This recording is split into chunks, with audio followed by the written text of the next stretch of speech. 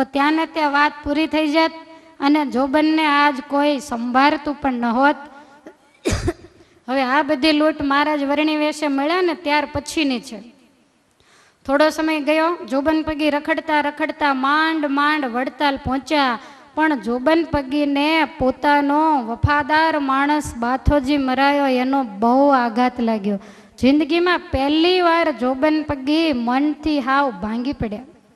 એમ થયું કે એના દીકરાઓ નાના છે અને મારો સાગરીત બાથોજી જો મરાયો હોય, મારા માટે થઈને મરાયો છે, તો એના કુટુંબનું ભરણ પોષણ હવે મારે જ કરવું જોઈએ. એટલે બાથાજીના દીકરા હતા દાજીભાઈ, એને જોબન પગી બોરિયાવીમાં રહેવા માટે લાવ્યા. એને ત્યાં ઘર લઈ દીધા. બોરિયાવીની સીમમાં એક રબારીનું 8 વીઘાનું ખેતર એ બાથાજીના દીકરાને જોબન પગીએ વેચાતું લઈ દીધું. ત્યાર પછી એનાથી ઉગમણું 6 વીઘાનું એક ગોસાઈજીનું ખેતર હતું, એ પણ દાજીભાઈને વેચાતું લઈને જોબન પગીએ આપ્યું. આ બંને જમીનથી દક્ષિણાદી સીમમાં એક મોટો ચોખંડો કૂવો હતો જે વડતાલની હદમાં ગણાતો, અને આ બે જમીનની વચ્ચે, એટલે એ કૂવો પણ દાજીભાઈને જોબન પગીએ આપ્યો અને દાજીભાઈને સંતોષ પમાડ્યા. થોડા દિવસોમાં જોબન પગીને ખ્યાલ આવ્યો કે હું બાકરોલમાં છાનો રહેલો, એના સમાચાર સુબાને ઓલ્યા અતીત બાવાજીએ જ આપ્યા છે. એટલે નક્કી કરી નાખ્યું કે આ બધું શાંત પડે ને પછી બાવાજીની ખબર લઉં. હવે જોબન પગીએ પોતાના માણસોને મોકલાવી અને બાવાજીના કુટુંબમાંથી એક એકને વીણીને કુટુંબ સાફ કરી નાખ્યું. લૂંટારાઓની ખબર આપે એની આ દશા થાય. માટે મહારાજે ના પાડી છે કે અમુક વાત ન કહેવા જેવી હોય એ કહેવી જ નહીં, નકામાં નવાણિયા કૂટાઈ જાય ને આપણું મોત થાય. મોત ન થાય તો ગુનામાં આવી અને કાયમ જેલના ધક્કા ખાવા પડે, કોર્ટના પગથિયા ચડવા પડે. આવી રીતે બાવાજીના કુટુંબને સાફ કર્યું. હવે એક વખત બાકરોલના પટેલોએ ભેગા થઈને વિચાર કર્યો કે આ જોબન વડતાલો એને આમ તો આપણે નહીં પહોંચીએ, પણ એની હારે સારો સંબંધ રાખી ઘરે કાંઈક પ્રસંગ આવે ને ત્યારે એને આપણે આમંત્રણ દેવું, પછી એને ભોજનમાં ઝેર આપીને મારી નાખવા, આવું કાવતરું કર્યું.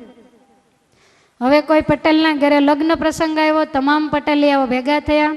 જોબન પગીને આમંત્રણ દેવા એવા ખૂબ આગ્રહ કરીને કહ્યું છે કે અમારા ઘેર લગ્ન છે, માટે મહેમાન ગતિએ તમારે આવવાનું છે. હવે જોબન પગી કહે છે કાંઈ વાંધો નહીં, સમય નક્કી કર્યો. જોબન પગી જવા માટે તૈયાર થયા.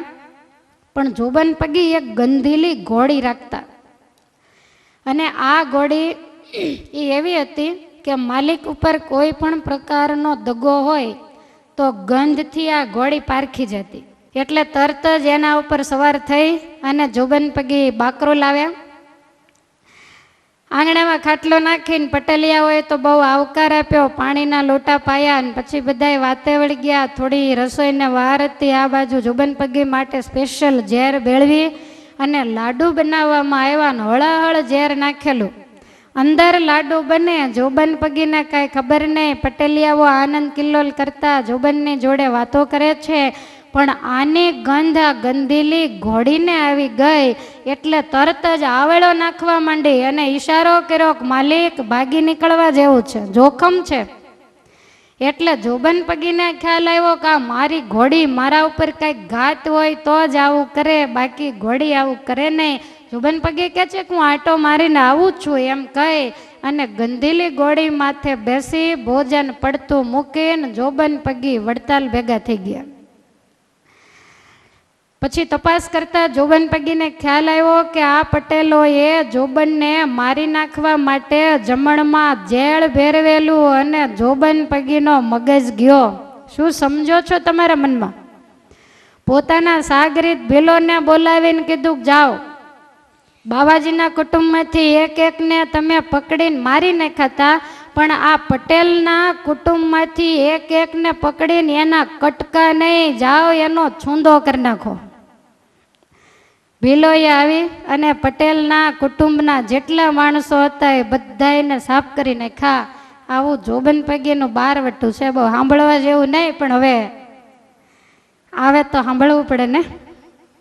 અને આ જે 12 વટુ છે, જે મેં તમને ઇતિહાસ કહ્યો એ બધો મહારાજની હાજરીમાં જોબન પગીએ પોતાના બારોટને બોલાવીને જોબન બોલ્યા ને બારોટે લખેલું છે એ ઇતિહાસ છે. એક વાત એમની લખેલી છે જે આપણે આગળ આવશે. હવે આ બાજુ ભગવાન શ્રી હરિને વિચાર થયો કે હવે જોબન પગીને આ માર્ગેથી મારે પાછો વાળવો પડશે, અને જો એને પાછો વાળવો હોય તો સીધું એને મારે મળવાની જરૂર નથી, પણ એને નબળા કામની અંદર જો સફળતા ન અપાવું તો એ આપોઆપ પાછો વળે. ખોટા કામની અંદર માણસને જેમ જેમ સફળતા મળતી જાય તેમ તેમ એ અંદર ઊંડો ઉતરતો જાય. માટે મહારાજ કહે છે કે હવે આને પાછો પાડ્યા વગર છૂટક્યો જ નથી. ભગવાન જ્યારે આપણને ખોટા કામમાંથી પાછા વાળવાનો વિચારે ને ત્યારે હંમેશા આપણને એ કામમાં નિષ્ફળ બનાવે છે. હવે આમાંથી એક બીના બનેલી, જેમ મગની રામે પોરબંદરના બાવાને બરોબરનો ટીપ્યો ત્યારે એ બાવાએ મગની રામને કીધેલું કે અમારે જેવા ડેડક્યાન ડાંબે શું વળે, મણિધરને ડાંબો તો સુરવીર ગણાવ. મગની રામ ઉપર આવી ચોટ મારી એટલે મગની રામ કે કોણ વળે મણિધર? તો કે સ્વામિનારાયણ માંગરોળમાં છે ને એને જીતીને એની આગળથી પૈસા પડાવો તો તમે મરદ કહેવાવ. અને મગની રામને ચોટ લાગતા માંગરોળમાં એ મહારાજની સામે આવેલો. એવી જ રીતે બાકરોલના પટેલોને થયું કે આપણાથી આ કોઈ રીતે પકડાશે નહીં, આપણે આને પહોંચશું નહીં. અને એ અરસામાં ભગવાન શ્રી હરિ ફરતા ફરતા બોચાસણ પધારેલા.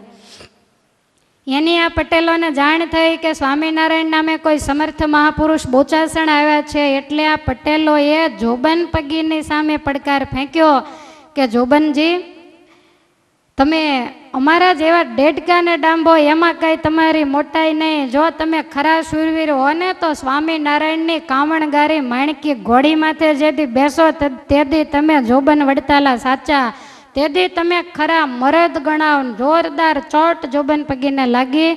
એનાથી સહન થયું ને નક્કી કર્યું કોઈ પણ રીતે મારા સાથીદારો દ્વારા મારે સ્વામિનારાયણની બાતમી મેળવી અને એની ઘોડીને ચોરું તો જ હું જોબન વડતાલો સાચો. આવી પ્રતિજ્ઞા કરી, કારણ કે આને કોઈની બીક જ નહોતી, એ ગમે ત્યાં જંપલાવે. જોબન પગી એટલા બધા શૂરવીર હતા એવું લખ્યું છે, મોટા મહીપતિના મોલ ફાડે રે લોટે વાટ માહી ધોળે દાડે રે. મોટા મહીપતિના મોલ ફાડે રે લોટે વાટ માહી ધોળે દાડે રે. સો ગાઉ સુધી જેનું નામ રે, સો ગાઉ સુધી જેનું નામ રે, જાણે રંક ને રાય તમામ રે. હો જાણે રંક ને રાય તમામ રે. પગી સુંદર સકરો ને દલો રે, ચારે ભાઈ વિશે સંપ ભલો રે. પગે સુંદર સકરો ને દલો રે, ચારે ભાઈ વિશે સંપ ભલો રે. સગાવાલાનો જથ્થો વિશેષ રે, સગાવાલાનો જથ્થો વિશેષ રે, જેથી કોઈથી ન ડરે લેશ રે. હો જેથી કોઈથી ન ડરે લેશ રે. મોટા મહીપતિના મોલ ફાડે રે લોટે વાટ માહી ધોળે દાડે રે. હો લોટે વાટ માહી ધોળે દાડે. જોબન પગીની એવી હાંક વાગતી. ચારેય ભાઈઓને વિશે ખૂબ સંપ હતો. આમ તો બધાય ભાઈઓ આ લૂંટફાટનું કામ કરતા, પણ જોબન પગીને પૂછીને કરતા. સુંદર પગી, સકરા પગી અને દલો પગી તથા જોબન પગી, આ ચાર ભાઈઓને વચ્ચે એટલો બધો સંપ હતો. સગાવાલા કુટુંબ એનો જથ્થો વધારે, એટલે કોઈથી લેશ માત્ર પણ એ ડરતા નહીં. આ બાજુ બાકરોલના પટેલો વડતાલના ગામ ધણી બાપુભાઈને મળવા માટે આવ્યા અને રડતી આંખે બાપુભાઈની આગળ જોબન પગીના ત્રાસની વાત કરી છે. અને પટેલો કહે છે કે બાપુભાઈ, અમે જોબન પગીને એવું કહ્યું છે કે જો તમે ખરા મરદ હો તો સ્વામિનારાયણની માણકી ઘોડીને લઈને એની માથે બેસો તો જ તમે જોબન ભાયા સાચા. માટે તમે પણ હવે કંઈક કરો, કારણ કે તમારા જ ગામનો માણસ, તમારી જ રૈયત, અને આવી રીતે ધોળે દિવસે અમને લૂંટે અને મન ફાવે અને મારે કુટુંબને સાફ કરી નાખે, આ હવે અમારાથી સહન થતું નથી. બાપુભાઈએ એમને આશ્વાસન આપ્યું. તમામ પટેલો પોતપોતાના સ્થાને ગયા. આ બાજુ બાપુભાઈ ખૂબ ઊંડા ઉતરી ગયા. ગામના ગામધણી પ્રજાની પીડા અને અશાંતિ એમનાથી સહન કેમ થાય? આ બાપુભાઈને 8 પુત્ર હતા. બેચરદાસ, દાજીભાઈ, રાયજીભાઈ, ભાઈજીભાઈ, રણછોડદાસ, કાનદાસ, વ્રજલાલ અને મૂળજીભાઈ. 2 દીકરીઓ હતા, મોટીબાઈ અને રૂપબાઈ, જેના નામ છે. બધા જ ખૂબ મુમુક્ષુ અને ધાર્મિક વૃત્તિના છે. બાપુભાઈના ઘરના કહળબાઈ હતા, એ પણ સારા પતિવ્રતા અને સંસ્કારી હતા. હવે આ બાપુભાઈ રાત્રિ દિવસ વિચારોમાં રહેવા માંડ્યા. એક દિવસ પોતાના પુત્ર પરિવાર અને બીજા આગેવાન નરવાદારોની સાથે બાપુભાઈ બેઠા છે, ચર્ચા વિચારણા કરે છે. એમાંથી ગામમાંથી એના પુરોહિત અને બીજા એક ગામના જોશી, એ પણ બે આવ્યા. બધાએ આવીને બેઠા છે. જોશીએ પૂછ્યું કે બાપુભાઈ, વડતાલના ગામધણી છો, 8 તમારે દીકરા છે, કેટલી કોઈને ન હોય એટલી જમીન વડતાલમાં તમારે છે, પાણીની પણ તંગી નહીં, એટલે આવક પણ અઢળક થાય ને એમાંય ચરોતરની રસાળ ફળદ્રુપ ધરતી, તમારે ચિંતા શેની છે? ત્યારે બાપુભાઈ કહે છે, જોશીજી, મારે એક જ ચિંતા છે. શું? તો કે મને એમ થાય છે કે વડતાલની અંદર આવી લૂંટફાટ ક્યાં સુધી ચાલશે? ગામની અંદર એટલો બધો અધર્મ વધ્યો છે, માર્ગીઓનો જોર વધ્યો, ધન ધાન્યની રેલમ છેલ હોવા છતાં અંતરમાં કોઈને સુખ શાંતિ નથી. પહેલાં ગામનું નામ કેટલું ઉજળું હતું, કેટલા લોકો વ્રત નિયમ ધર્મ પરાયણ હતા, અને આજ આનું નામ બદનામ થઈ ગયું. વડતાલનું નામ પડે એટલે લોકો એમ કહે કે એ તો લૂંટારાનું ગામ કહેવાય, કોઈ અહીંયા પગ દેવાય રાજી નહીં. માટે જોશીજી, આવું ક્યાં સુધી ચાલશે? ત્યારે જોશી કહે છે કે બાપુ, લાંબો વખત આવું ચાલે નહીં, અને ભગવાન આવું ચાલવાય દે નહીં. ગીતાની અંદર પણ કહ્યું છે કે જ્યારે જ્યારે ધરતી ઉપર અધર્મ વધે, આસુરીજનો જ્યારે આનંદ પ્રમોદ કરતા થાય, સાધુજનો જ્યારે પીડાતા હોય, ત્યારે અધર્મનો નાશ કરવા અને સત્પુરુષોનું રક્ષણ કરવા માટે ભગવાન અવતાર ધારણ કરીને આવે છે. અને ગીતાજીના વચન તો ત્રિકાળ સત્ય. માટે બાપુભાઈ, એ વચન ખોટા નહીં થાય, તમે ચિંતા કરશો નહીં. બાપુભાઈ કહે છે કે ગોરદાદા, તમારી વાત સાચી, પણ હવે ક્યારે આનો કંઈક છેડો તો આવવો જોઈએ કે નહીં? આ 20-20 વર્ષ પૂરા થવા આવ્યા, છેડો ક્યારે આવશે? અને બાપુભાઈ જ્યાં પોતાનું વાક્ય પૂરું કરે એ જ વખતે બાપુભાઈના પુત્ર રાયજીભાઈ એકદમ દોડતા દોડતા આવ્યા અને આવીને કહે છે કે બાપુ, આપણા બોરડીવાળા ખેતરમાં બોરડીના ઝાડ નીચે લાંબી સફેદ દાઢીવાળા મોટી તેજસ્વી આંખોવાળા એક મહાત્માજી બેઠા છે. મેં એને પગે લાગી અને કહ્યું કે મારે ઘેર પધારો, ત્યારે એમણે ના પાડી કે અમે વસ્તીમાં ગ્રસ્તના ઘેર ક્યાંય જતા નથી. અને બાપુ, મહાત્મા બહુ પ્રભાવશાળી સિદ્ધ પુરુષ હોય એવું લાગે છે ને હકીકત કહેવા હું દોડતો દોડતો આવ્યો છું. રાયજી એક શ્વાસે માંડ્યા બોલવા. ત્યારે બાપુભાઈ કહે છે કે એવા મહાત્મા હોય તો આપણે એના દર્શન અવશ્ય કરવા જોઈએ. ને બુડતો માણસ તો તણખલાઈ પકડે, ક્યાંથી શાંતિ થાય એની જે હંમેશા શોધ કરતા હોય. માટે આપણે બધા ત્યાં જઈએ વાડીમાં. રાયજી તું આગળ થા. એટલે રાયજીભાઈ આગળ, બાપુભાઈ ખેસ નાખીને માથે પાઘડી મૂકતા, બાપુભાઈ પાછળ પાછળ ચાલ્યા આવે. ને આ બાજુ બોરડીવાળા વાડામાં જ્યાં આવ્યા ત્યાં તો બોરડીની નીચે એક મહાત્માજી ધ્યાનમાં બેઠા છે. ભરાવદાર કદાવર જેની કાયા છે, વિશાળ તેજસ્વી જેનું લલાટ, શાંત અને આકર્ષક જેની મુખમુદ્રા છે, ઘૂંટણ સુધી લાંબા જેના હાથ, માથે મોટી સફેદ જટા અને સફેદ દાઢી, આવા મહાત્માને જોતા બધાયના મસ્તક નમી ગયા. હાથ જોડીને બધાય ઊભા રહ્યા. થોડી વારે જોગી ધ્યાનમાંથી જાગ્યા. બધાયની સામે જોઈને હસતા હસતા મહાત્માજી કહે છે કે આવો બાપુભાઈ, આવો, બેસો. બાપુભાઈને મનમાં એમ થયું કે આ મહાત્માને મારું નામ ક્યાંથી આવડતું હશે. મનમાં અતિ આશ્ચર્ય થયું ને બધાએ મહાત્માજીને પગે લાગીને ત્યાં ને ત્યાં બેઠા. મહાત્માજી કહે છે કે બાપુભાઈ કાંઈ મૂંઝવણ હોય એવું લાગે છે. ત્યારે બાપુભાઈ કહે છે કે મહારાજ, મૂંઝવણ તો એક વાતની છે કે આ જગતની અંદર અત્યારે અધર્મ જ્યાં આટલું બોલ્યા ત્યાં તો બાપુભાઈને અટકાવી અને મહાત્માજી કહે છે કે તમે એમ કહેવા માગો છો ને કે અધર્મ બહુ વધી ગયો છે તો એનો નાશ કરવા ભગવાન ક્યારે પ્રગટ થશે?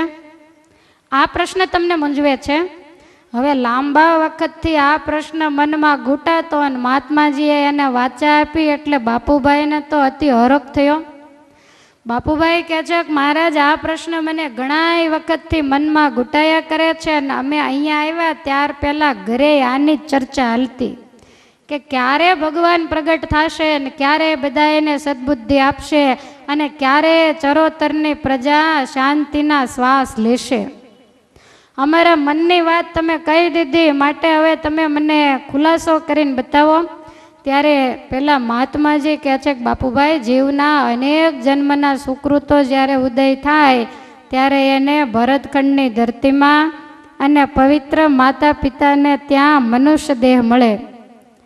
ત્યારે એક વાતને નિશ્ચિત કરીને સમજી લેવી કે જ્યારે મનુષ્યનો દેહ મળે ત્યારે ભગવાનના સાધર્મ્યપણાને પામેલા સત્પુરુષો આ પૃથ્વી ઉપર જરૂર વિચરતા જ હોય.